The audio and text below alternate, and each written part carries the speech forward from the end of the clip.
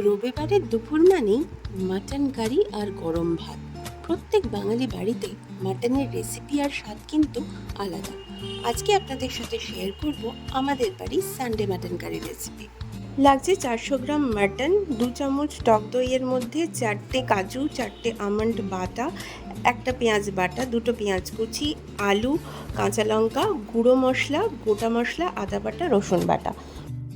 এরপর একটা প্রেশার কুকারের মধ্যে অল্প একটু সর্ষের তেল দিয়ে একে একে তেজপাতা, শুকনো লঙ্কা, 2টো এলাচ, 2টো দারচিনি, কয়েকটা গোলমরিচ, 4টে লবঙ্গ, একটা স্টার এনিস, 2 চামচ আদা বাটা, 2 চামচ রসুন বাটা দিয়ে তারপরে একে একে মাটন, কুচনো পেঁয়াজ, কাঁচা লঙ্কা, আলু দিয়ে সমস্ত গুঁড়ো মশলা, হলুদ গুঁড়ো, জিরে গুঁড়ো, গরম মশলা গুঁড়ো, লঙ্কার গুঁড়ো, কাশ্মীরি লঙ্কার গুঁড়ো, নুন সব 1 চামচ করে দিয়ে পরিমাণ মতো জল দিয়ে ভালো করে নাড়াচাড়া করে প্রেশার কুকারে ঢাকনা বন্ধ করে দিতে হবে।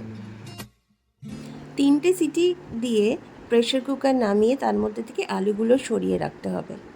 তারপর একটা কড়াই নিয়ে তার মধ্যে সর্ষের তেল দিয়ে পেঁয়াজ বাটাটা দিয়ে ভালো করে নাড়াচাড়া করে পেঁয়াজ বাটাটা ভাজতে হবে।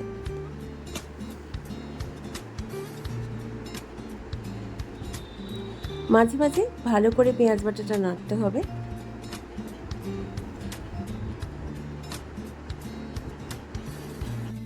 পেঁয়াজ বাটা থেকে জল শুকিয়ে গিয়ে রঙটা যখন একটু বাদামি হয়ে যাবে তখন একে একে 1 চামচ রসুন, 1 চামচ লঙ্কার গুঁড়ো, কয়েকটা টমেটো কুচি, আগে থেকে বেটে রাখা বাদাম দইয়ের সাথে সব দিয়ে কড়াইতে নাড়াচাড়া করে তারপরে প্রেশার কুকার থেকে মাটন আর ঝোল কড়াইতে ঢেলে দিয়ে আর একটু নাড়িয়ে ঝোলটা শুকিয়ে নিতে হবে।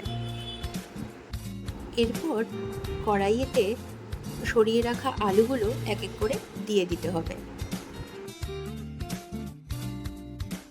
তারপর ভালো করে নাড়াচাড়া করে একটু ফুটিয়ে 1 চামচ ঘি দিয়ে তৈরি আমাদের সানডে মাটন কারি। গরম গরম ভাতের সাথে পরিবেশন করুন আর এনজয় করুন সানডে লাঞ্চ। এরকম আরও রেসিপি পেতে হলে আমাদের এই চ্যানেলটিকে সাবস্ক্রাইব, ফলো আর লাইক করুন।